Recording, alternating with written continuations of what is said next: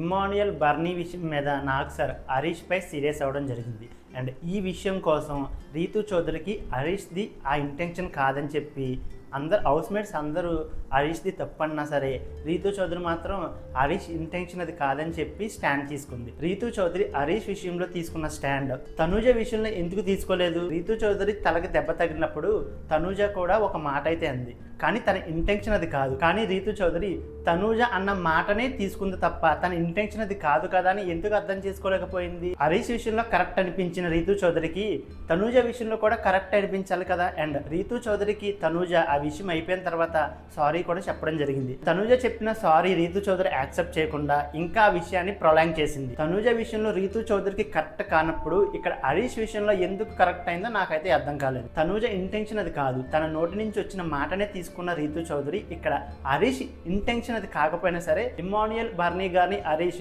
అమ్మాయిలు అనడం మాత్రం కరెక్ట్ అనిపించిందా? ఈ విషయంలో అయితే రీతూ చౌదరిది మిస్టేక్ అని అనిపించింది. రీతూ చౌదరి హరీష్ ఇంటెన్షన్ అది కాదు అనుకున్నప్పుడు తనూజ విషయంలో కూడా తనూజ ఇంటెన్షన్ అది కాదని చెప్పి తన విషయాన్ని యాక్సెప్ట్ చేయాలి. తనూజకి ఒక న్యాయంగా హరీష్ ఒక న్యాయంగా రీతూ చౌదరి ఫీల్ అయినట్టు నాకు అనిపించింది. మీకేమనిపించిందో వీడియోని లైక్ చేసి కామెంట్ చేయండి.